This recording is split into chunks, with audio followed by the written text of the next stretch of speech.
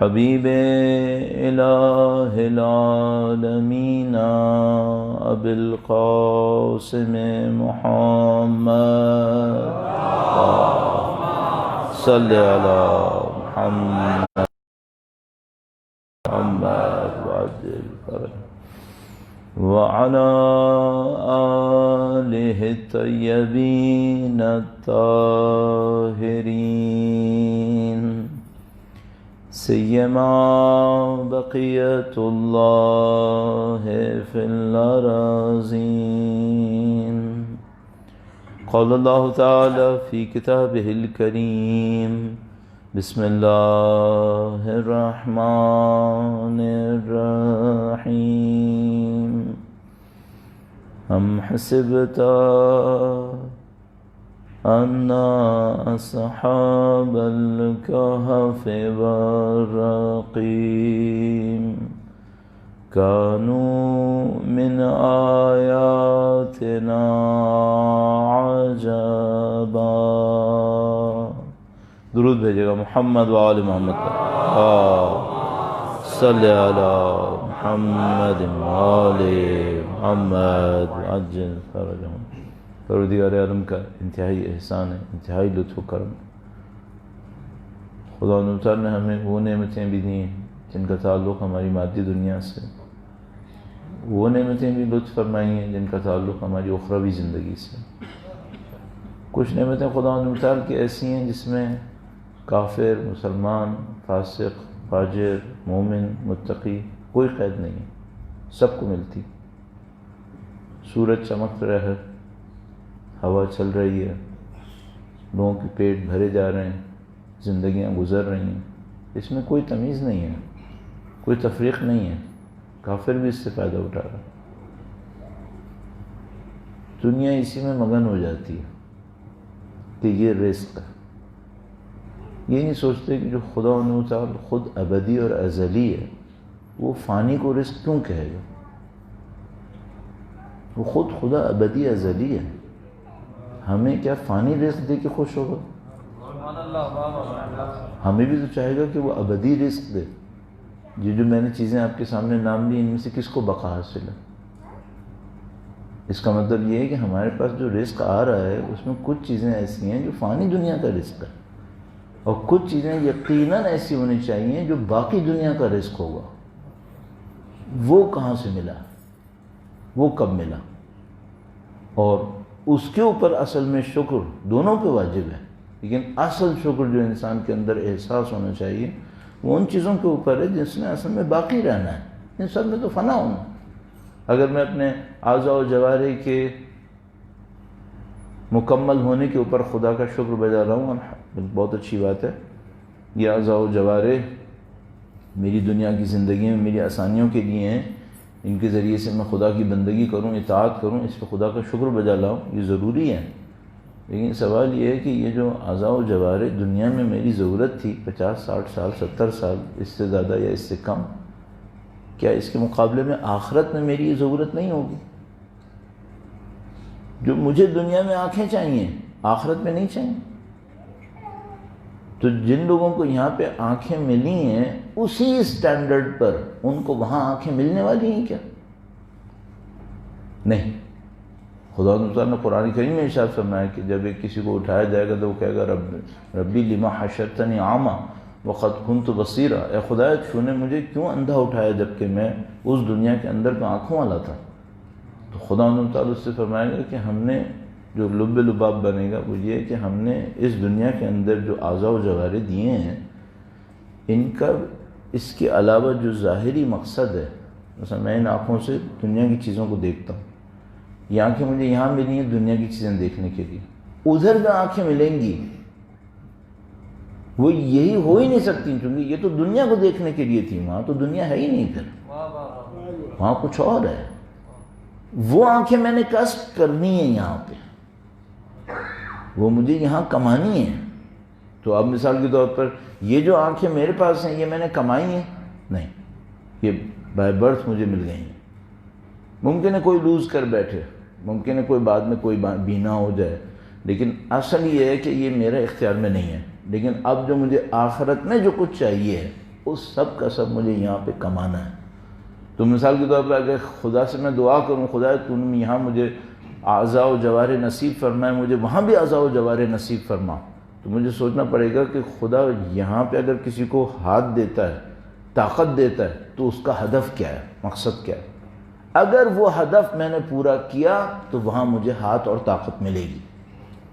یہ جو آنکھیں دیتا ہے تو کیوں دیتا ہے؟ دیکھنے کے لیے۔ ہدف کیا ہے؟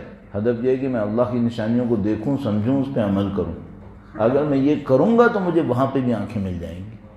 کان دیتا ہے تو کس سے دیتا ہے؟ تاکہ میں ہدایت کو سنوں، اس پہ عمل کروں۔ اگر میں نے کانوں کا یہی استعمال کیا تو وہاں مجھے کان ملنے والے ہیں۔ پھر اب میں دیکھ لوں مجھے وہاں پہ کیا ملنے والا ہے، یہ مجھے سمجھ میں آ جائے گا۔ اور اس پر خدا کا شکر بجا لاؤں کہ خدا تو نے مجھے دنیا کی نعمتیں بھی دی ہیں، آخرت کی نعمتوں سے بھی مجھے سرفراز فرما انشاءاللہ تعالی۔ اور اگر اس پیمانے میں آپ دیکھیں تو جو نعمت ہمیں سید الشہداء کے ذکر سے ملی ہے، ایسی عظیم الشان نعمتیں شاید ہی کسی کو مل رہی ہوں۔ اور یہ خدا کا لطف و کرم ہے کہ ہمیں بغیر آزمائش کے ملی ہوئی ہے۔ حقیقت یہ ہے، ہم میں سے اکثر وہ لوگ ہیں کہ جن کو پیدائشی طور پر یہ نعمت ملی ہوئی ہے، اس کے اوپر تو ہمیں خدا کا پتہ نہیں کتنا شکر بجا لانا پڑے گا کہ خدا تو نے ہمیں ان ماؤں کی گودوں میں قرار دیا جو یا حسین کر رہی تھیں۔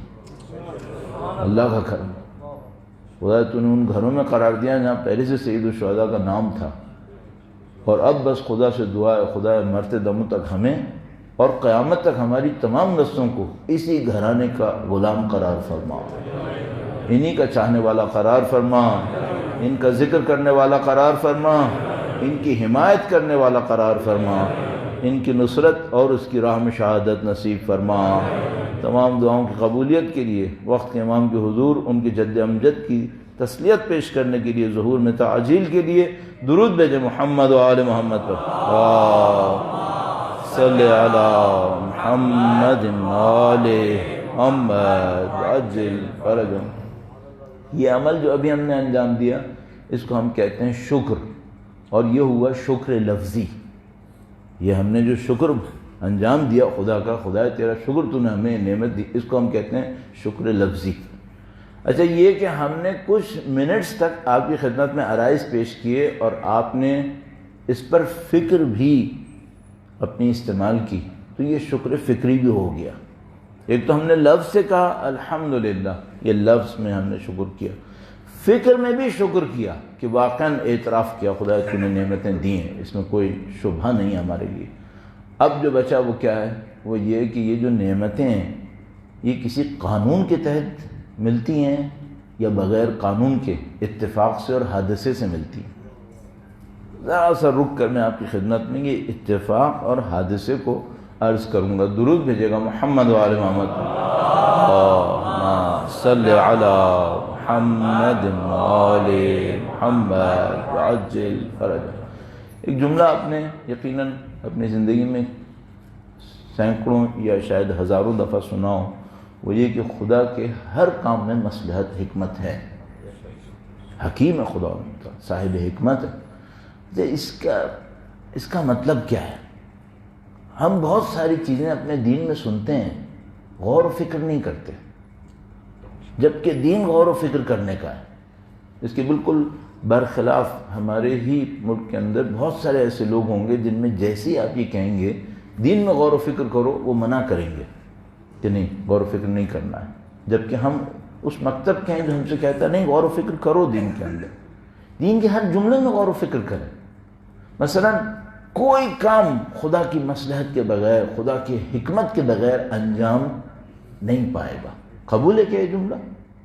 قبول ہے؟ اچھا، میں بھی جب آ رہا تھا تو روڈ کے کنارے پتھر پڑے ہوئے تھے، کسی نے آج تک گنے کہ پتھر کتنے ہیں؟ یہ نہیں، خدا کے علم میں ہے یا نہیں ہے؟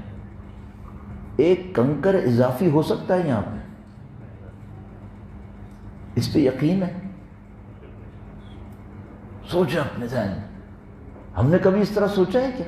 اچھا، ابھی خزاں کا موسم آئے گا، ابھی تو باہر کا ہی موسم ہے میرے خیال میں، یا خزاں کا موسم شروع ہو چکا ہو، تھوڑی دیر میں شروع ہوگا، پتے گریں گے، کسی نے گنا ہے کتنے پتے گریں گے؟ نہیں. خدا کے علم میں ہے کوئی ایک درخت کا پتا کتنے پتے دنیا میں گریں گے خزاں میں؟ unimaginable. صحیح ہے. Billions into billions. کیونکہ ہمیں نہیں معلوم دنیا میں درخت کتنے ہیں، پھر ہر درخت کے اوپر کتنے پتے ہیں، ہمیں کیا معلوم ان میں سے کتنے گریں گے کتنے نہیں گریں گے. کچھ پتے سدا بہار ہوتے ہیں، کچھ پتے گر جاتے ہیں، نئے نکلتے ہیں، ہمیں کیا معلوم. بلینز انٹو بلینز پتہ نہیں کتنے. صحیح ہے. ان میں سے کوئی ایک پتا بھی خدا کے حکم کے بغیر گرے گا؟ اس کا مطلب کیا ہے؟ زمین پہ ایک پتا پڑا ہے نا، اس میں بھی ایک مصلحت ہے خدا، اس میں بھی ایک حکمت ہے. صحیح ہے. قبول ہے کہ یہ جملہ ہے؟ نہیں قبول. تیسری بات، آسمان میں پرندے کتنے ہوں گے؟ کوئی شمار نہیں. کتنے ہوں گے؟ زمین میں کیڑے کتنے ہوں گے؟ کیا پتا. سمندر میں ایک گہرائی ہے فلپائن کے نزدیک، میریانا ٹرینچ نام کر کے. ماؤنٹ ایورسٹ اس کے اندر جا سکتا ہے. ماؤنٹ ایورسٹ پورا اس کو اپ سائڈ ڈاؤن کریں، اس گہرائی میں ڈال دیں، چلا جائے گا. اتنی گہرائی، اس سے زیادہ ہے. 10,000 میٹر سے زیادہ ہے. ماؤنٹ ایورسٹ 9,000 میٹر سے کم ہے، وہاں 10,000 میٹر سے زیادہ ہے. اس کے نیچے ان لوگوں نے سب میرینس بھیجی ہیں، روبوٹک سب میرینس. وہاں پر بھی مخلوق زندہ ہے. اللہ اکبر. اس کا جو پریشر ہے پانی کا وہ اتنا ہے کہ نارمل میٹلز اس کو سروائیو کر ہی نہیں سکتی، اتنا پریشر ہے. اچھا، ان مچھلیوں کی مخلوقات کی باڈی میں کیا میٹل ہے؟ نہیں، سروائیو کر رہی ہیں. صحیح ہے. ان مچھلیوں، ان پرندوں میں کتنی مچھلیاں پر مارتی ہوں گی اپنے آپ کو تیرانے کے لیے، چلنے کے لیے؟ کتنے ہیں کیا پتا. ایک مچھلی بغیر خدا کے ارادے کے مار سکتی ہے؟ نہیں. ہم نے یہ باتیں اپنی زندگی میں کیوں نہیں سوچی؟ پھر ہم خدا سے کہتے ہیں خدا یہ کیوں ہوا؟ اگر خدا کی حکمت و مصلحت نہ ہوتی تو میرے ساتھ ہو سکتا تھا. مولا کا ایک بہت نفیس، ہر فرمان نفیس ہے. کچھ ہمیں سمجھ میں تھوڑے سے آئیں گے، کچھ نہیں آئیں گے. مولا نے فرمایا خدا وہ ہے جو جنگل کے درختوں کی چھالوں کی سوراخوں میں موجود مچھروں کے پروں کے پھڑ پھڑانے کی تعداد بھی جانتا ہے. درود بھیجے گا محمد و آل محمد صلی علی محمد و آل محمد عجل فرج. وہ سب جانتا ہے، سب اس کی کیلکولیشن میں ہے، سب میں اس کی حکمت ہے. وہ خدا جو ان مخلوقات پر جن کا بظاہر نظام خلقت کے اندر کوئی بڑا رینک نہیں ہے، ان کو بھی قانون کے تحت لے کے چل رہا ہے، مجھے اور آپ کو بغیر قانون کے تحت لے کے چلے گا؟ نہیں. اس کا مطلب کیا ہے؟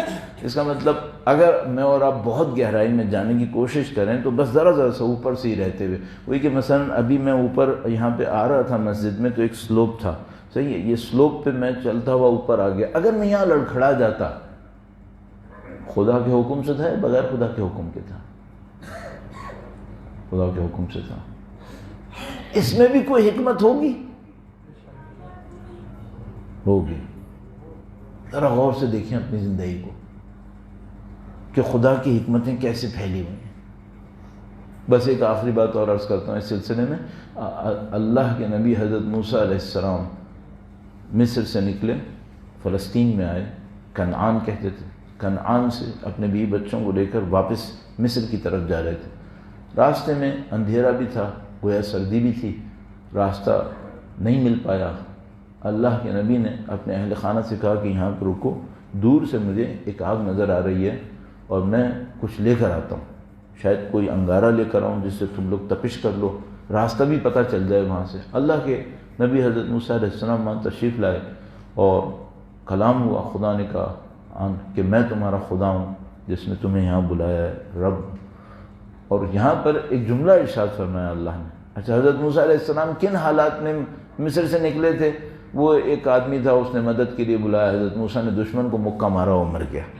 پھر اگلے دن وہی مدد کے لیے بلاتا ہے، حضرت موسیٰ نے اس کی مدد کرنا چاہیے تو وہ سمجھا مجھے مکہ ماریں گے، تو چلا پڑا کہ تم تو فساد کرنا چاہتے ہو، تو معاملہ خراب ہو گیا۔ پھر حضرت موسیٰ وہاں سے چلے، حضرت موسیٰ علیہ السلام کس طرح راستے میں پہنچے تھے، کیسے حضرت اپنا نبی تک پہنچے تھے۔ وہ کنواں تھا جہاں پہ کچھ لوگ پانی بھر رہے تھے، پھر وہ بچیاں آئیں، انہوں نے کہا باپ ہمارا بلا رہا ہے تمہیں، چلے گئے ان کے پاس، تو کہ انہوں نے کہا تم 10 سال رکنا یا 8 سال رکنا تمہاری مرضی۔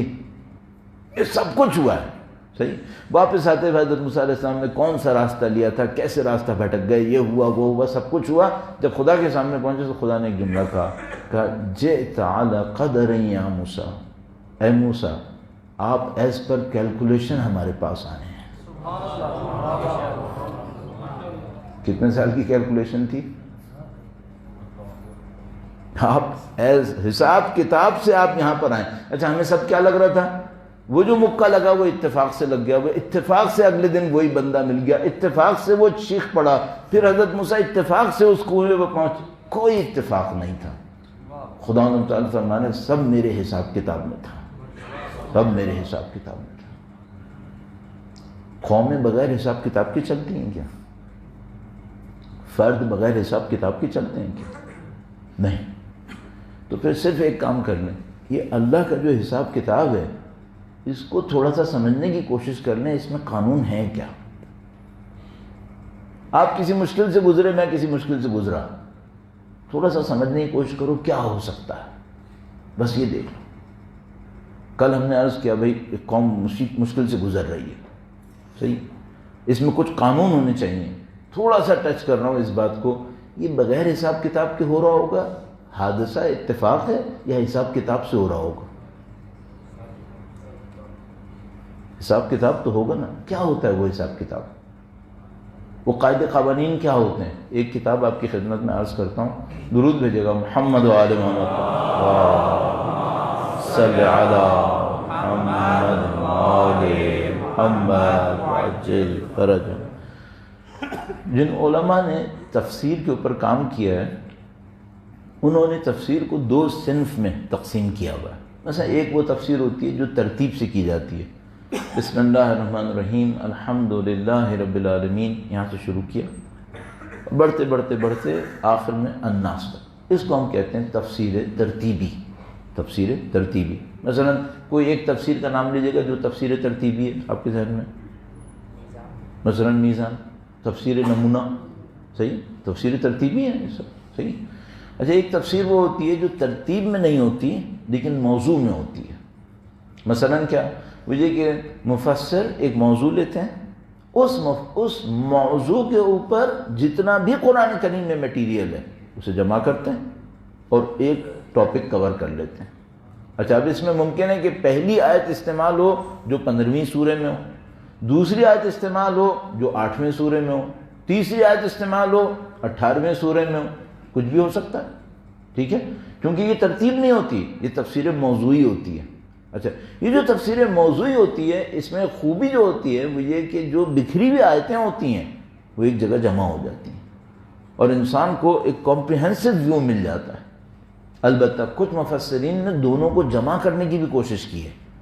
یہ جو ہمارے بھائی نے نام لیا تفسیر المیزان جو علامہ محمد حسین طباطبائی علی اللہ مقامہ شریف کی ہے، یہ ایک کوشش ہے جو ہے ترتیب پر، لیکن اس ترتیب میں موضوعات بھی معین کیے ہیں اور موضوع کو بھی جمع کر کے اس کے اوپر بات کی ہے، صحیح۔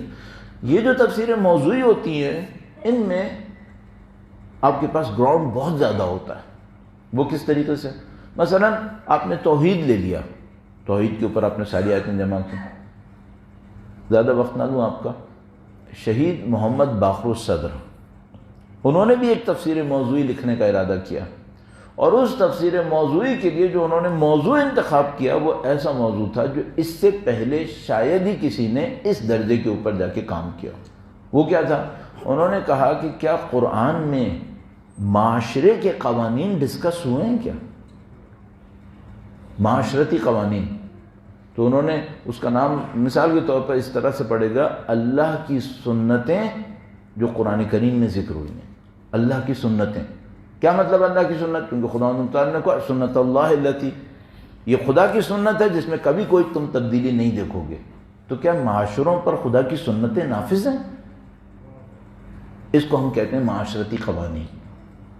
کیا معاشروں پر بھی قوانین نافذ ہیں؟ ہاں. جس طرح زندگی، انسانی زندگی کے اوپر فرد فرد پہ خدا کا قانون نافذ ہوتا ہے، معاشرے پہ بھی قانون نافذ ہوتا ہے. چلو میں امپلیمنٹ کرنے کی سوچتا ہوں. ہمارے معاشرے میں اختلاف انتشار ہے یا اتحاد اور وحدت ہے اس وقت؟ انتشار ہے. امن کی طرف ہے یا نہیں؟ معاشرے کے اندر نامنی ہے. بہتری کی طرف ہے. کچھ سال پہلے کے مقابلے میں تو نامنی کافی زیادہ ہو گئی تھی، ابھی بہتری کی طرف ہے. ٹھیک ہے، تھوڑا سا اور کریٹیکل نام بھی تبدیل کر دیتا ہوں. عدل کی طرف جا رہے ہیں یا بے عدلی کی طرف جا رہے ہیں؟ میں اس لیے جان بوجھ کے نام تبدیل کیا، ورنہ ایسا نہ ہو پولیٹیکل میسج بن جائے. وہ صحیح ہے. عدل کی طرف نہیں جا رہے. کم از کم معاملہ خراب ہوتا نظر آ رہا ہے. کیوں خراب ہوتا نظر آ رہا ہے؟ دولت کی تقسیم ہی لے لیجیے. مسلسل فگرز خراب ہو رہی ہیں پوری دنیا کے اندر، پاکستان اکیلا نہیں، پوری دنیا کے اندر. اچھا، یہ سب کچھ کسی قانون کے تحت ہو رہا ہے یا بغیر قانون کے ہو رہا ہے؟ اچھا، اگر میں اس کو تبدیل کرنا چاہتا ہوں تو مجھے کیا کرنا چاہیے؟ وہ قانون سمجھو. وہ قانون کیا ہے؟ جیسے آپ نے وہ قانون سمجھ لیا، آپ کے ہاتھ میں طاقت آ گئی. کیا طاقت آ گئی؟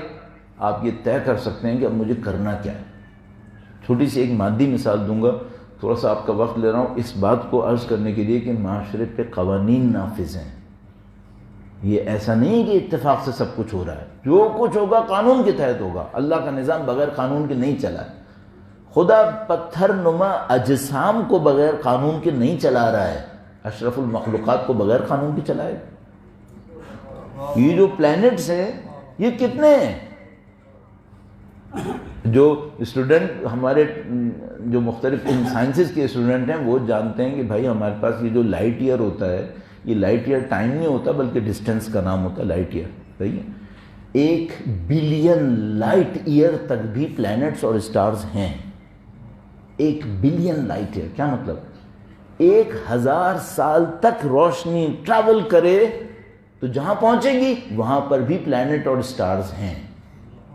1 ارب سال ٹریول کرے لائٹ، 1 ارب سال، 100 کروڑ سال روشنی چلتی رہے کسی سپیڈ سے، تب بھی پلینٹ اور اسٹارز ہیں. یہ بغیر قانون کے چل رہے ہیں کیا؟ نہیں. وہ معاشرتی قانون کیا ہوتے ہیں؟ اگر وہ پتہ چل جائے نا، بڑی طاقت ہے ہمارے پاس. پھر میں ایک قانون آپ کی خدمت میں صرف عرض کرتا ہوں. درود بھیجے گا محمد و آل محمد صلی علی محمد و آل محمد وعجل فرجهم. اب ہمارے ساتھ مشکل ایک اور پیش آ رہی ہے، تھوڑا سا اس موضوع کو روک کر، وہی کہ اسلام میں ہماری دینی تعلیمات کے اندر کچھ ٹرمنالوجیز استعمال ہوتی ہیں. وہ ٹرمنالوجیز ہمارے ہاں بالکل مختلف مفہوم میں استعمال ہو رہی ہیں. کل میں نے بات کی تھی عربی کا لفظ اردو میں آئے معنی تبدیل ہو جاتا ہے بعض اوقات. اب میں ٹرمنالوجیز کی بات کر رہا ہوں. ٹرمنالوجیز کے مطلب ہمارے ہاں کچھ اور ہیں. ایک جملہ عرض کرتا ہوں پھر دوبارہ اس موضوع کے اوپر واپس آتے ہیں. درود بھیجے گا محمد و آل محمد صلی علی محمد و آل محمد وعجل فرجهم. ایک مفسر قرآن ہے آیت اللہ جوادی آملی، بہت مشہور، بہت معروف. میں تو جب گیا قم تو میری عمر میرے خیال میں 17 سال کچھ مہینے تھی. وہ اس وقت وہاں پہ تفسیر قرآن کہہ رہے تھے. اب میں بوڑھا، ابھی بھی ارشاد فرما رہے ہیں. کیا تجربہ ہے ان کا. اور علامہ محمد حسین طباطبائی اللہ مقام شریف کے شاگرد، براہ راست شاگرد ہیں جہاں تک مجھے پتہ ہے. اور علامہ محمد حسین طباطبائی براہ راست شاگرد ہیں علامہ سید علی قاضی طباطبائی کے، وہی جو آیت اللہ العظمیٰ مرحوم بہجت اللہ مقام شریف کے استاد تھے. یہ جو بڑے بڑے آپ عرفا دیکھ رہے ہیں نا، یہ ایک بندے کی تربیت کی ہے. آیت اللہ دستگاہ شیرازی، آیت اللہ محمد حسین طباطبائی، آیت اللہ بہجت، یہ سب، اور پتہ نہیں کتنے نام، یہ سب کس کے تربیت یافتہ ہیں؟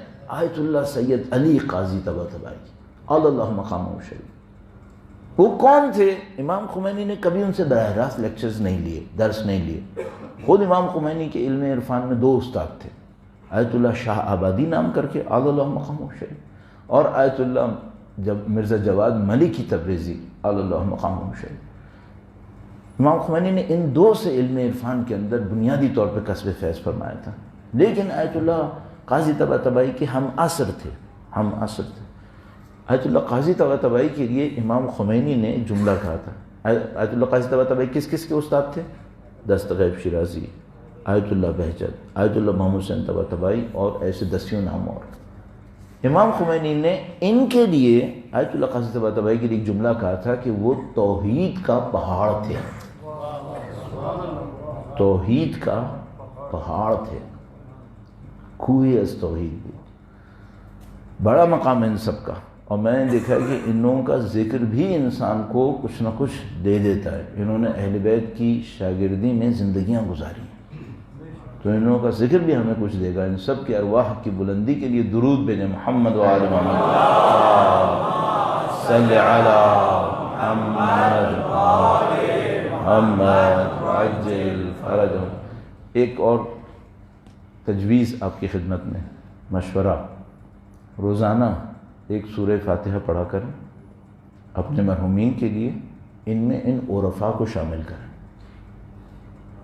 ان میں ان عرفاء کو شامل کریں. شاید آپ کی فاتحہ آپ کے مرحومین کو ان عرفاء سے عالم ارواح میں کنیکٹ کروا دے گی. یہ کروا سکتی آپ کو بھی اور آپ کے مرحومین کو بھی. درود بھیجیں. محمد و آل محمد صلی علی محمد آل محمد عجل فرجہم. اب بہرحال اس میں اور مزید ہم عرض نہ کریں. آیت اللہ جوادی عاملی ایک جملہ ارشاد فرما رہے تھے ایک دفعہ. انہوں نے کہا کہ یہ جو گھرانے ہیں ہمارے ہاں، مثلا ایک فیملی ایک گھر میں رہ رہی ہے. اب تو ظاہر ہے وہ ہمارے یہاں جوائنٹ فیملیز کا سسٹم تقریباً کولیپس کر ہی گیا ہے. لیکن بہرحال ابھی اللہ کا شکر ہے ایک فیملی کا تو کانسیپٹ ابھی باقی ہے. جن ملکوں نے اس کو بھی کھو دیا ہے وہ مصیبتوں میں پڑے ہوئے ہیں، صحیح معنی میں مصیبتوں میں پڑے ہوئے ہیں جنہوں نے یہ تصور بھی کھو دیا. تو بچائیے گا کہ کہیں یہ اینٹ بھی ہاتھ سے نہ نکل جائے. دیوار تو گر گئی ہے، اینٹیں رہ گئی ہیں، شاید دوبارہ کھڑی ہو جائیں کبھی. یہ اینٹ ہماری فیملی جو ہے نا، یہ فیملی اکائی ہے، یونٹ ہے ہمارا، یہ کولیپس نہ کرے ورنہ بہت مشکل ہے پھر ہمارے لیے. تو انہوں نے کہا کہ یہ جو گھر ہوتے ہیں جن میں ایک فیملی رہ رہی ہوتی ہے، آپ کو شاید پتہ ہوگا عراق وغیرہ میں، ایران میں بھی فیملیز کے قبرستان ہوتے تھے. ابھی بھی آپ جب جائیں گے وادی السلام تو آپ نے دیکھا ہوگا نا، ایک فیملی کا قبرستان ہے، بیسمنٹ میں جائیں، نیچے قبریں بنی ہوئی ہیں. تو انہوں نے کہا کہ یہ جو بعض ہمارے گھر ہیں یہ گھر نہیں ہیں، یہ ان خاندانوں کے قبرستان ہیں. گھر تو ہے، دیکھنے میں گھر ہے یا نہیں ہے؟ بالکل گھر ہے، بلکہ بہت بڑا گھر ہے، شاید 4 کنال پر ہو، 5 کنال پہ ہو، بڑے بڑے گھر ہیں. تو انہوں نے کہا نہیں، یہ گھر نہیں ہے، یہ خاندانی قبرستان ہے. کیوں بھائی قبرستان کیوں ہو گئے؟ کیونکہ یہاں زندہ نہیں رہ رہے، یہاں مردے رہ رہے. مردے رہ رہے ہیں یہاں پہ، زندہ نہیں رہ رہے. کیوں؟ اللہ کی بندگی نہیں کرتا تو وہ مردہ ہوتا ہے. تو یہ گھر ہے یا قبرستان ہے؟ کہ اگر اللہ کی بندگی نہیں کر رہے تو گھر نہیں ہے، قبرستان ہے ایکچولی. قبرستان بن گئی ہے. اچھا اب اگلا سوال، کیا معاشرے بھی قبرستان بنتے ہیں؟ بھائی جب ایک گھر اللہ کی بندگی نہ کرے تو وہ خاندان کا قبرستان ہوتا ہے. اگر ایک معاشرہ اللہ کی بندگی نہ کرے تو کیا ہوتا ہے پھر؟ وہ پورا معاشرہ، پوری سوسائٹی کا قبرستان ہوتا ہے. یہ قبرستان کا کیا مطلب ہے؟ میت کا مطلب کیا ہے؟ دیکھیے ہم قوانین سے بات کرتے ہوئے آئے تھے نا، اب ہم آگے اس کے اوپر. میت کسے کہتے ہیں؟ ہم لوگ کیا ایک میت ہوتی ہے، ایک اللہ کے دین نے میت کہی ہے. دونوں کا فرق عرض کرنے کی کوشش کروں گا. درود بھیجے گا. محمد و آل محمد صلی علی محمد وآل محمد وعجل فرجهم. ہمارے بعض محاورے ہماری زبان کے بہت اچھے ہیں.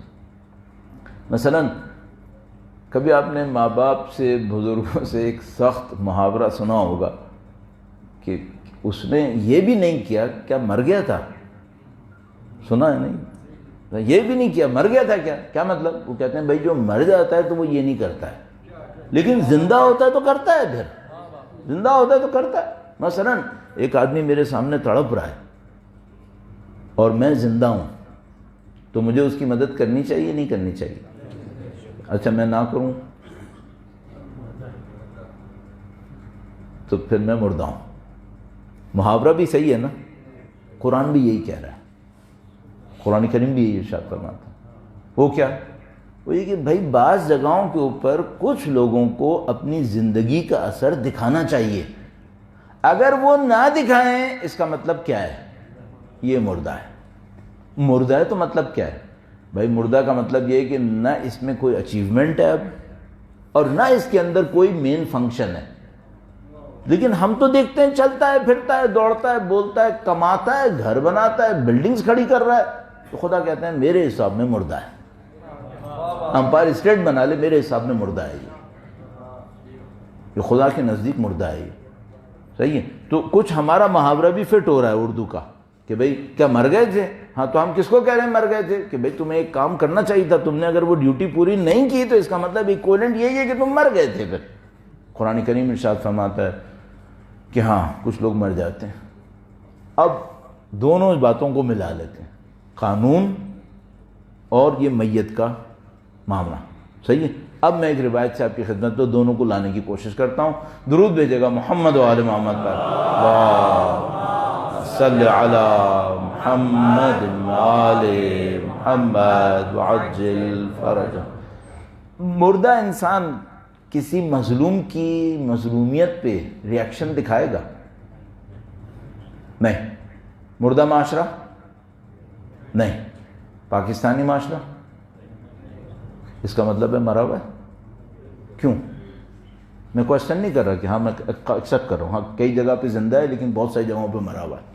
کیوں مرا ہے یہ؟ روایت فرمائے من ترک انکار المنکر بقلبہ ولسانہ فہو میت.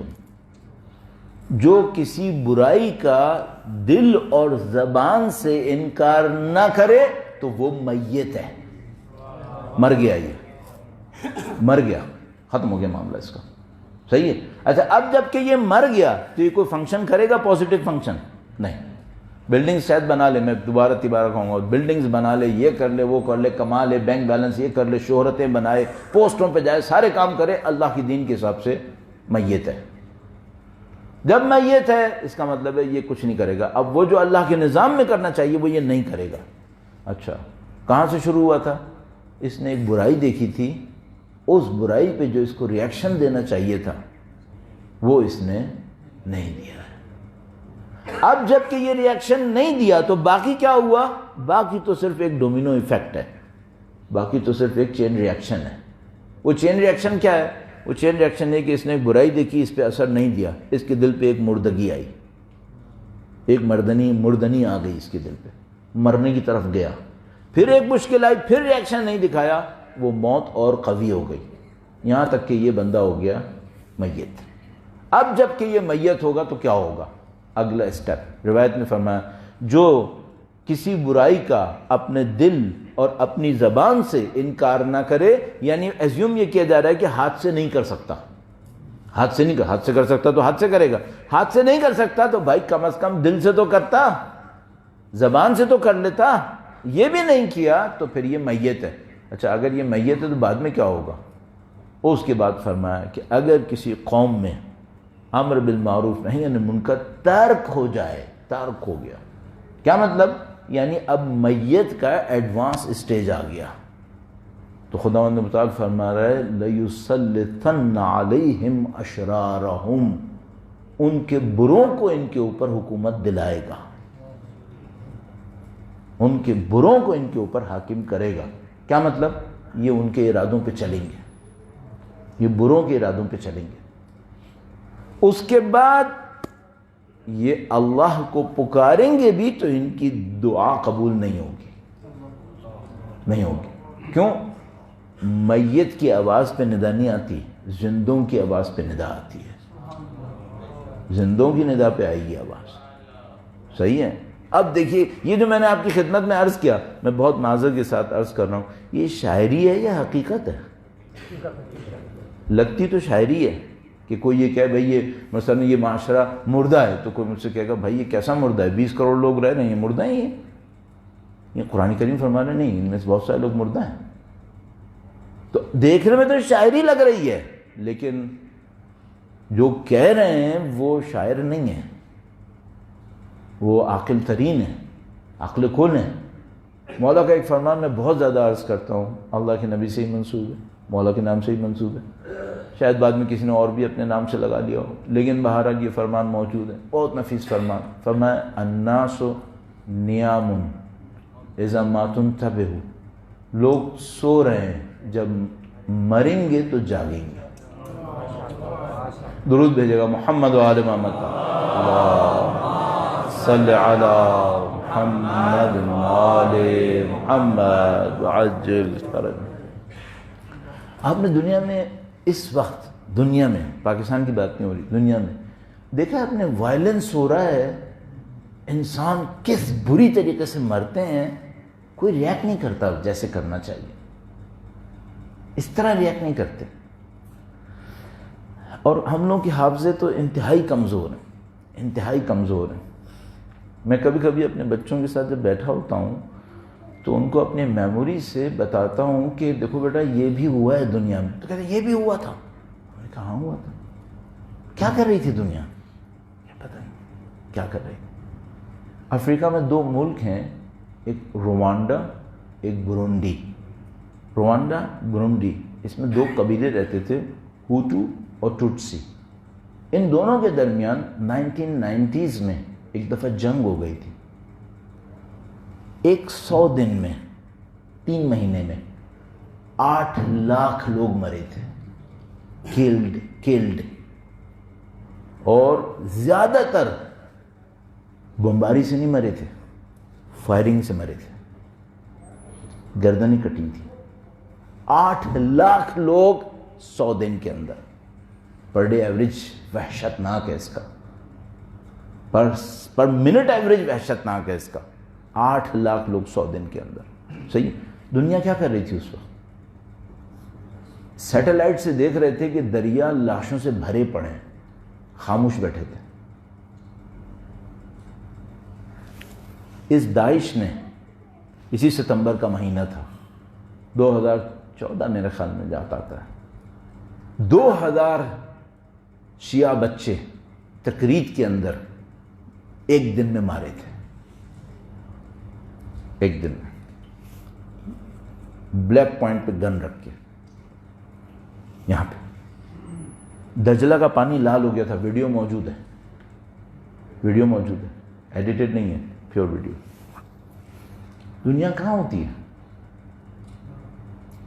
یہ شقاوت قلب بغیر قانون کے آئی ہے.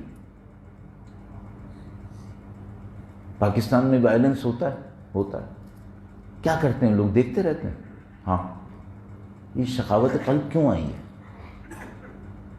اتنے شقی القلب کیوں ہوئے ہیں لوگ؟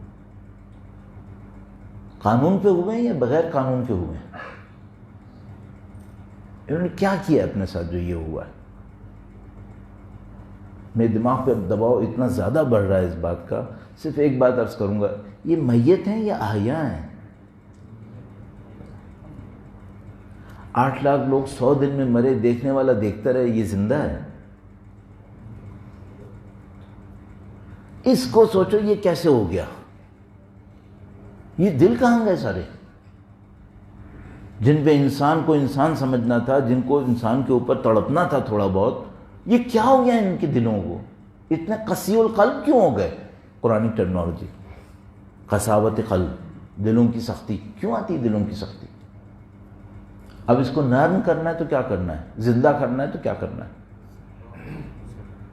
اور ہم اس معاشرے میں ہیں. یہاں پر یہ جو کچھ ہو رہا ہے یہ بہت سادگی سے نہیں ہو رہا ہے، یہ سالوں کچھ ہوا ہے جس کو ہم نے آنکھیں بند کر کے قبول کیا ہے، تو ہم یہاں تک پہنچ گئے، تو ہم یہاں تک آئے۔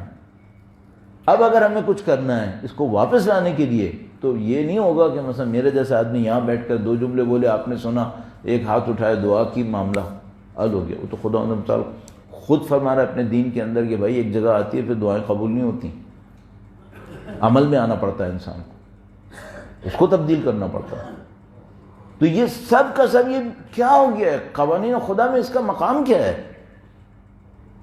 اور میرا اصل موضوع تو یہ تھا کہ اہل بیت نے اس کے مقابلے میں کیا طریقہ کار انجام دیا تھا، صحیح ہے؟ لیکن میں آج اس کے اوپر عرض کرنے پہ مجبور ہو گیا کہ بھئی یہ جو ہے یہ کیا ہے، اور کیا یہ واقعاً حادثے اور اتفاق سے ہو رہا ہے؟ تو ابھی میں نے اتنا ٹائم آپ کے سامنے لگایا اس بات کے اوپر کہ بھئی کوئی چیز حادثہ اتفاق نہیں ہوتی، سب کا سب ایز پر کیلکولیشن ہوتی ہے، کچھ کیا ہے تو کچھ نتیجہ نکلا ہے۔ یہ تو اب وہ جو کیا ہے وہ کیا کیا ہے ہم نے، 2-4 جملے اس پہ عرض کرتا ہوں، اور پھر انشاءاللہ اس کو عرض کرنے کی کوشش کریں گے، متصل کریں گے اپنے موضوع سے۔ درود بھیجے گا محمد و آل محمد، صلی علی محمد و آل محمد وعجل فرج۔ بڑے بڑے واقعات ایسے ہوتے ہیں نا کہ اس میں انسانوں کے لیے عبرت دلانے کے لیے کچھ چیزیں عرض کی جاتی ہیں، بیان کی جاتی ہیں۔ اب وہ ممکن ہے بعض اوقات واقعہ ہوتا ہو اور اس کو تھوڑا سا چینج کر کے کچھ اور بنا لیا جاتا ہو، تو اسے ہم کہاوت کہتے ہیں۔ کہاوتوں کا بھی کوئی نہ کوئی بیس ہوتا ہے، کہاوت ہسٹری نہیں ہوتی، وہ بعض اوقات تبدیل ہوئی بھی ہوتی ہے۔ تو مثلا ایک کہاوت میں کہتے ہیں، ممکن ہے اس کا کوئی واقعے میں بیس بھی ہو، ممکن ہے نہ ہو۔ تو ایک کہاوت میں کہتے ہیں کہ بھائی کوئی بہت بڑا ڈاکو تھا، اس کو کہیں پکڑ لیا گیا، اس کو سزائے موت ہونے لگی۔ تو اس کو سزائے موت ہوئی تو اس سے کہا گیا کہ بھئی تم نے کوئی کام، کوئی خواہش؟ اس نے کہا ہاں میری ماں کو بلاؤ۔ ماں کو بلایا، معذرت کے ساتھ تھوڑا سا سخت جملہ عرض کر رہا ہوں وہاں پہ اس کہاوت کے اندر۔ تو کہتے ہیں کہ اس نے اپنی ماں سے کہا کہ اپنی تمہاری زبان دکھاؤ۔ اس نے زبان دکھائی تو اس نے زبان پہ کاٹا زور سے۔ تو اس نے کہا تم نے میری زبان پہ کیوں کاٹا؟ ڈاکے تو نے ڈالے، چوریاں تو نے کی، بندے تو نے مارے، سزا تجھے ہوئی، قاضی نے دی، میرا کیا قصور یہاں پہ؟ تو نے میری زبان پہ کیوں کاٹا؟ کہنے لگا جس دن میں پہلے دن چوری کر کے لایا تھا نا، تو خاموش رہی تھی، اگر تو اس دن مجھے ڈانٹ لیتی نا تو میں ڈاکو نہیں بنتا۔ اصل کہانی یہ ہے، شروع جب ہوتا ہے نا معاملہ، ہمیں نہیں پتا ہوتا، اس وقت ہم مگن ہوتے ہیں، ہمیں نہیں پتا ہوتا یہ بات 25 سال بعد کہاں پہنچے، 40 سال بعد یہ بات کہاں پہنچنے والی ہے، یہ اس دنیا میں نہیں آخرت میں کہاں پہنچنے والی ہے، ہمیں کچھ نہیں پتا ہوتا۔ اس وقت ہم اپنی زندگی میں ہوتے ہیں، اور خدا کے نظام کے اندر 40-50 سال کچھ نہیں ہے۔ میں نے ابھی حضرت موسیٰ علیہ السلام کی مثال قرآن کریم سے آپ کی خدمت میں عرض کی۔ خدا نے مطالعہ فرما رہے سب کچھ میں نے کیلکولیٹ کیا ہے، اس کے تحت تم کو یہ موقع ملا ہے کہ تم آج اس نبوت کو لینے کے لیے یہاں پر آئے ہو۔ تو عزیزان محترم، یہ جو ہم یہاں پر پہنچے ہیں، خدا نے متعال اس کا دین فرماتا ہے تم نے امر بالمعروف نہی عن المنکر ترک کیا ہے، کچھ برائیاں دیکھی ہیں جن پہ نہ ہاتھ سے کچھ کیا، نہ زبان سے کچھ کیا، نہ حتی دل میں تم کو برا لگا۔ بہت معذرت کے ساتھ ایک جملہ عرض کروں گا، بہت تکلیف دہ تو ہو سکتا ہے، لیکن خیر اس سے پہلے بھی کون سا میں نے آپ کو سکھ پہنچایا جو اب تکلیف کاؤنٹ کروں میں، لیکن سوچنے کے لیے عرض کر رہا ہوں۔ درود بھیجے گا محمد و آل محمد، صلی علی محمد و آل محمد وعجل فرج۔ کہیں میں بیٹھا تھا تو وہاں پہ کسی بندے نے مجھے بتایا کہ میں نے کوشش کر رہا ہوں کہ اتنا نہ کلیئر ہو کہ وہ سنے تو سمجھ جائے، ایسا نہ ہو سمجھ جائے۔ تو اس نے مجھے بتایا کہ مثلا میں نے ایک بلڈنگ بنائی، اور وہ زمین جو تھی وہ تھی جس پہ گورنمنٹ کے حساب سے بلڈنگ نہیں بننی تھی۔ تو مجھے پتا تھا کہ نہیں بننی ہے، اور مجھے پتا تھا کہ یہ گرنی ہے، لیکن میں نے پھر بھی بنائی۔ کیوں بنائی؟ کہ مجھے کمپنسیشن ملے گا اور میں زیادہ لوں گا،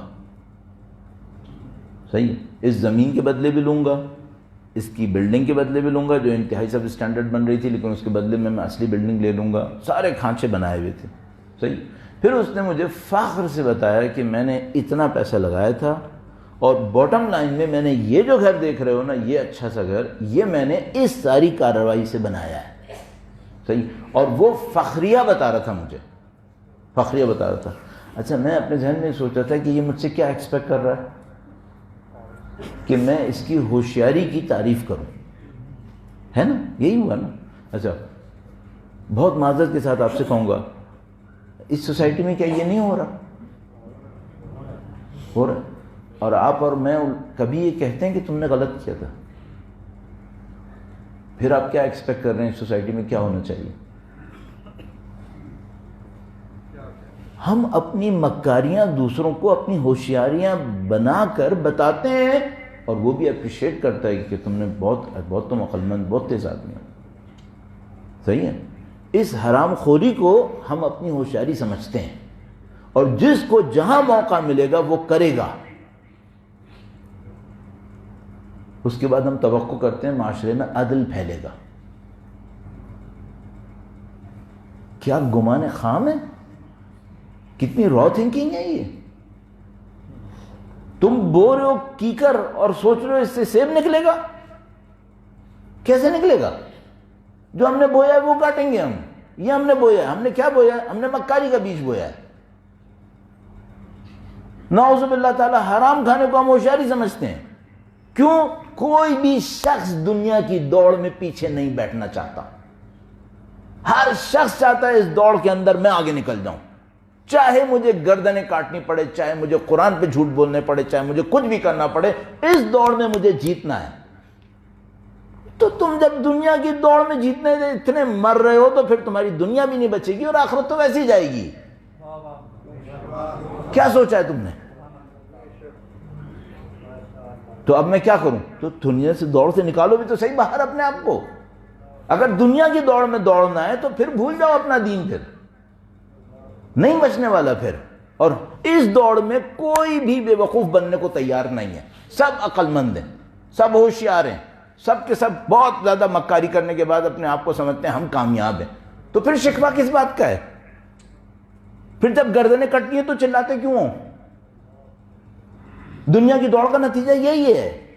پہلے دن سے یہ باتیں طے ہوئی ہوئی ہیں کہ جب کوئی قوم دنیا کی دوڑ کے اندر بھاگے گی تو اس کو ظلم سہنے پڑیں گے، وہ ذلیل ہوگی. پھر اس میں کوئی ڈاؤٹ نہیں ہے. ایک مثال آپ کی خدمت میں عرض کر دیتا ہوں قوانین الہیہ سے. دعا کے اندر ریفلیکٹ ہوا ہوا ہے. درود بھیجے گا محمد و آل محمد.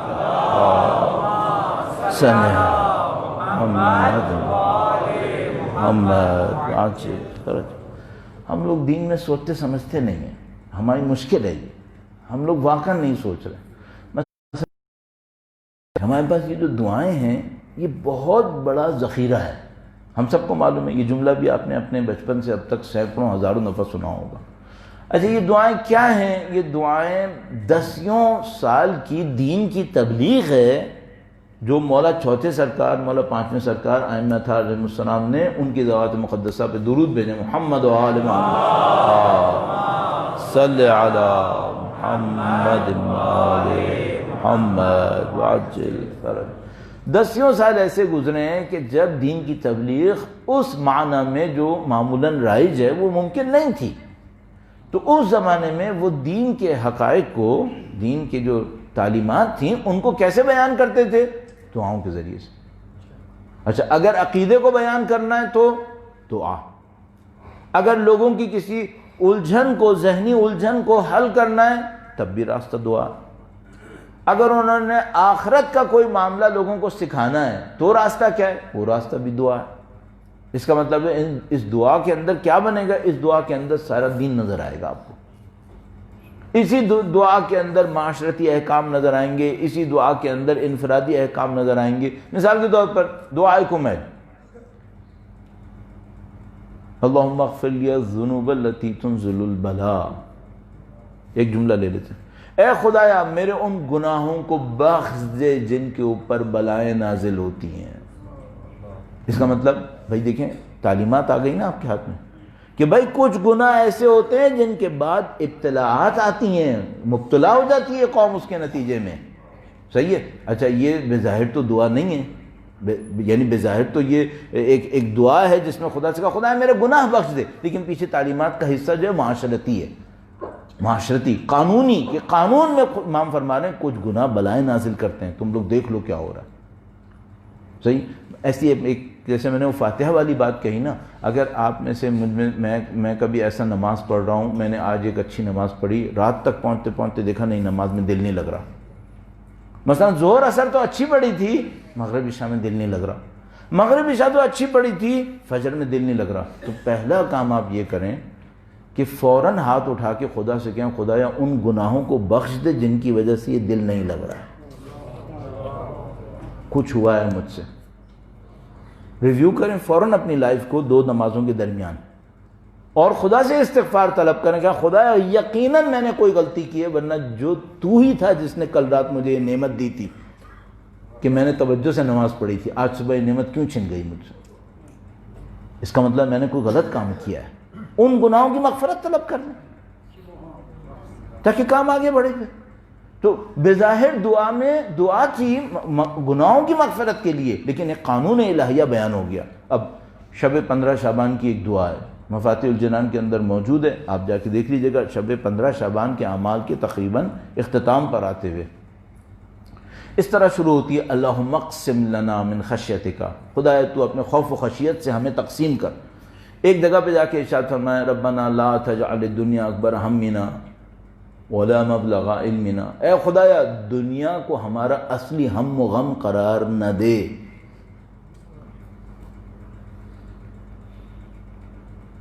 دنیا کو ہمارا اصلی ہم و غم قرار نہ دے، ولا مبلغ علمنا، اور نہ ہمارے علم کی انتہا ہماری دنیا ہو۔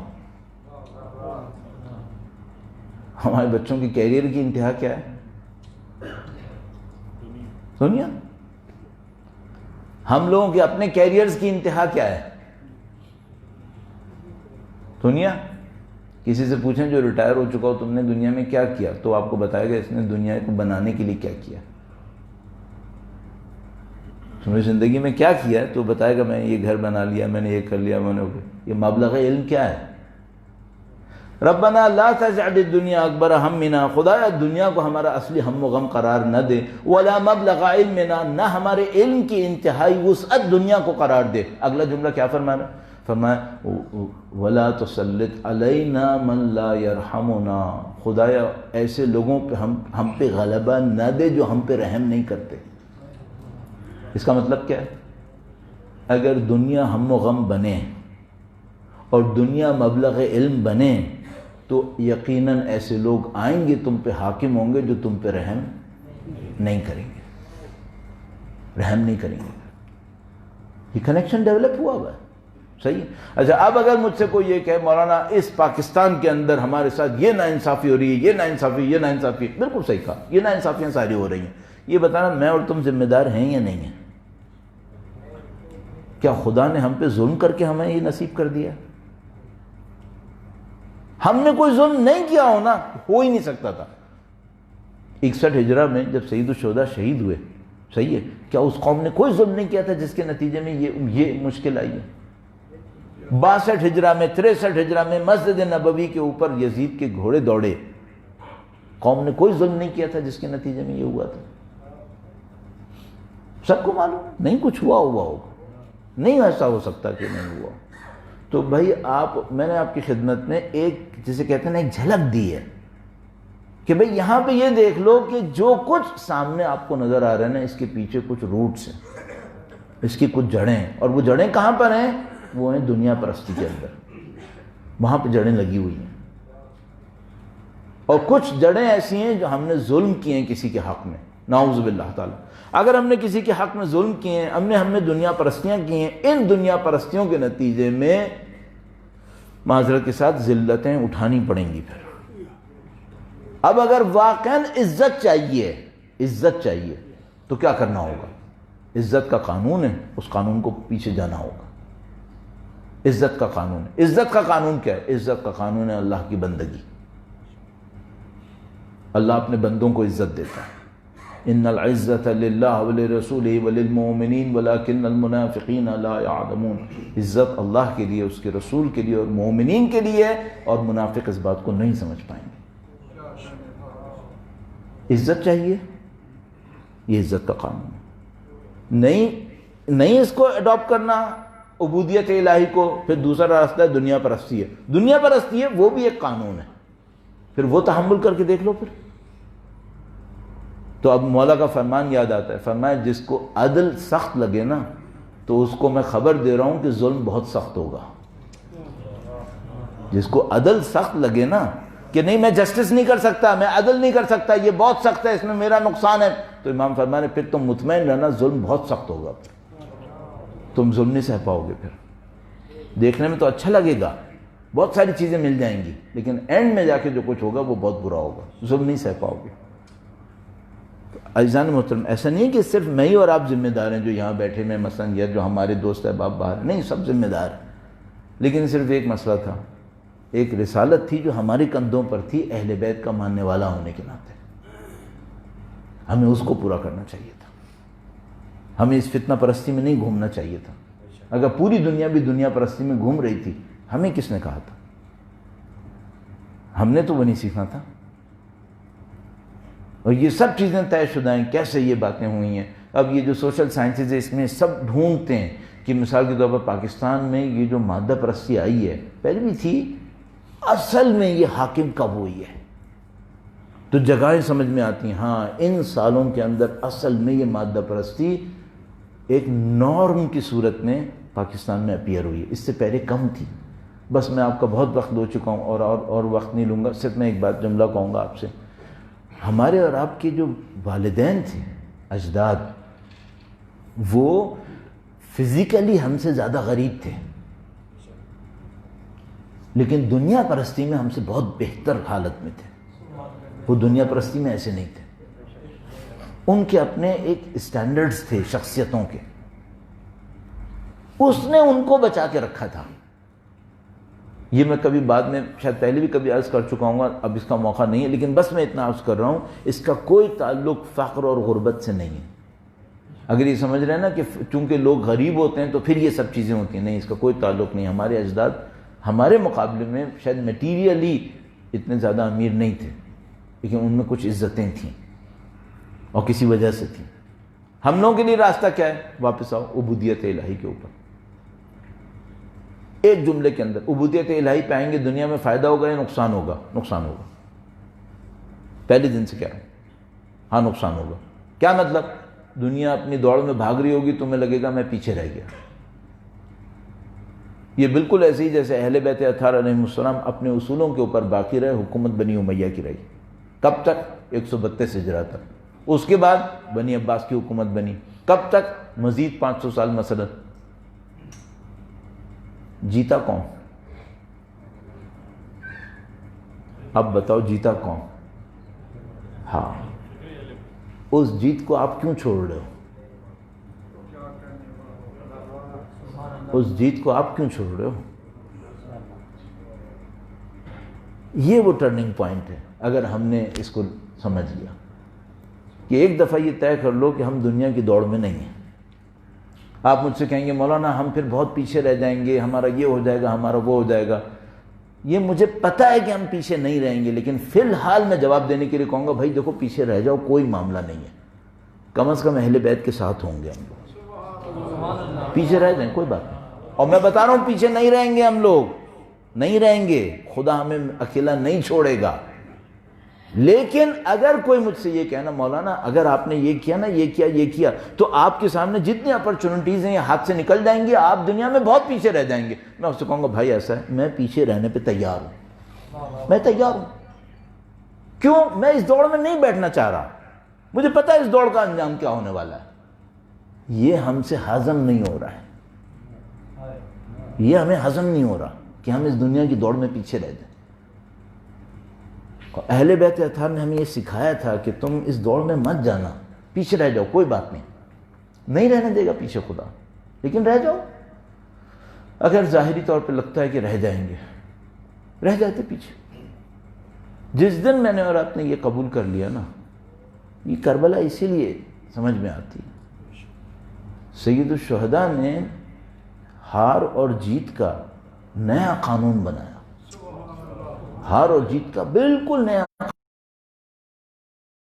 اس پولیٹیکل سائنسز میں ظاہر ہے آپ کو پاور پیٹرن اور یہ سب دیکھنا ہوتا ہے، کون جیتا کون ہارا ہے، اسٹریٹجک اسٹڈیز ہوتی ہیں اس کے اندر، صحیح ہے؟ تو جنگیں ہوتی ہیں، جنگوں میں ہار ہوتی ہے جیت ہوتی ہے، سب کو معلوم ہے یہ سب ہوتا ہے۔ سید الشہداء نے ہار اور جیت کا ایک علیحدہ پیغام دیا ہے۔ قومیں کیسے جیتتی تھیں؟ قومیں جیتتی تھیں طاقت کے بلبوتے پہ، طاقت کے بلبوتے پہ۔ اگر کوئی شہید ہو گیا، مارا گیا، ظاہری طور پر اس کو کہتے ہیں بھئی یہ نہیں جیتا، یہ کہتے تھے۔ اچھا قومیں کیسے جیتتی تھیں؟ طاقت کے بلبوتے پہ، لشکر بڑا ہو، فوج ہو، سپاہ ہو، یہ ہو وہ ہو، اس پہ۔ اگر کسی کے پاس وہ نہ ہو تو کیا سمجھا گیا؟ وہی کہ بھئی یہ نہیں جیت سکے گا، صحیح۔ جو قومیں جیتتی ہیں اس پر کہ بھئی اینڈ میں جا کر آپ کو شہرت مل جائے، آپ کے نام کا ڈنکا بجے۔ اچھا ظاہری طور پہ یہ نہ ہو تو کہتے نہیں بھئی یہ نہیں جیتا۔ اچھا اب سید الشہداء نے کہا کہ میں اس دنیا کے کسی بھی ایلیمنٹ کی بیس پہ جیت نہیں لوں گا، کوئی دنیا کا ایلیمنٹ نہیں ہوگا۔ انہوں نے فرمایا لشکر کی بیس پہ جیتنا تھا، نہیں ہے میرے پاس لشکر، صحیح۔ سامنے والے لشکر کو ہرا کے جیتنا تھا، نہیں ہرا ہے، وہ یزید کا لشکر کھڑا ہے۔ آپ کو ظاہری طور پہ شہرت ملے، عزت ملے، اسی وقت نہیں ملی، کوئی بات نہیں۔ اب مصائب کہ بھئی آپ کا لاشا بھی پامال ہونا ہے۔ سید الشہداء نے کہا یہ بھی ہو جائے۔ کوئی چیز سید الشہداء کے علم سے باہر تھی کیا؟ ایک ایک چیز پتا تھی، اللہ اکبر اللہ اکبر، ایک ایک چیز پتا تھی۔ سید الشہداء کو، اہل خانہ کو ایک ایک چیز پتا تھی۔ یہ حوادث وہ نہیں تھے جو انسان کے دل تحمل کر سکتے تھے، یہ واقعات وہ نہیں تھے۔ اگر کسی نے کوئی واقعہ جھیلا ہو تو اس کو پتا ہوگا کہ اس سے بہت کم پہ دل پھٹ جاتے ہیں، اس سے بہت کم پہ دل پھٹ جاتے ہیں۔ اور یہ خاندان یہ سب کچھ جھیل رہا تھا، سب کچھ معلوم تھا یہ ہوگا، لیکن سید الشہداء کو ایک بات پتا تھی، یہ سب کچھ ہوگا اور خدا ہمارے ساتھ ہے، خدا ہمارے ساتھ ہے۔ جب خدا ہمارے ساتھ ہے تو خدا انہیں متعلق جیت دلائے گا۔ اور یہ کہ مولا سید الشہداء آخری وقت میں جب اپنی بہن کے پاس تشریف لائے، ایک جملہ فرمایا مولا نے، کہا بہن صبر کرنا۔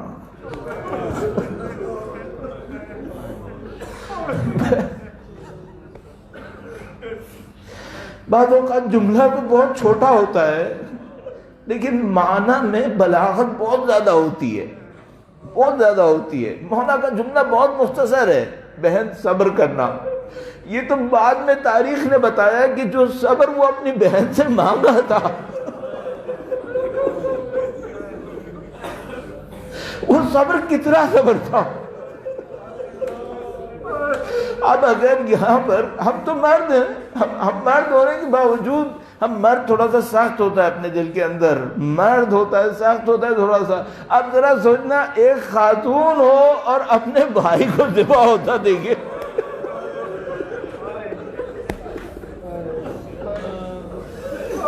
امام کہہ رہے ہیں بہن صبر کرنا، بہن صبر کرنا۔ اب مسائل شام غریبہ میں پڑے جاتے ہیں، لیکن اگر میں صرف ایک جملہ عرض کروں عزیزو، جب وہ ذوالجناح خیمے کے سامنے آیا ہے نا، اے بہن صبر کرنا، اور بس وہ موقع سوچتے نا جب آنا شروع کیا ہے، نیزوں کے اوپر سرحائے اقدس ہیں اور بہن صبر کرے، بہن صبر۔ بہن نے سارے صبر کر لیے، جب بہن نے صبر کر لیے، امام حسین نے صبر کر لیا، اب خدا نے دکھایا کہ دیکھو میں کیا کرنے والا ہوں۔ بس خدا نے وہ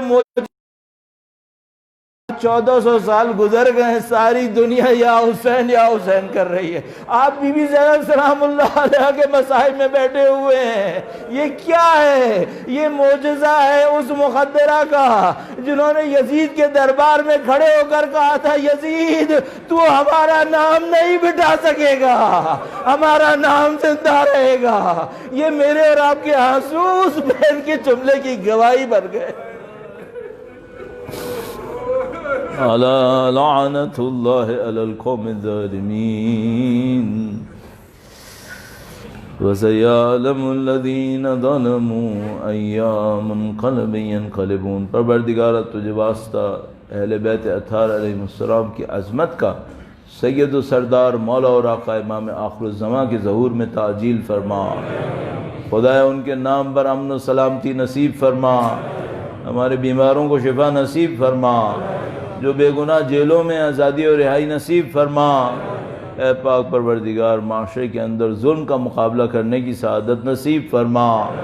اے پاک پروردگار ان کے ظہور کا دن دیکھنا نصیب فرما، ان کی نصرت اور اس راہ میں شہادت نصیب فرما۔ ربنا تقبل منا انک انت السمیع العلیم وتب علینا انک انت التواب الرحیم بجاہ نبیک وعترتہ الطاہرین۔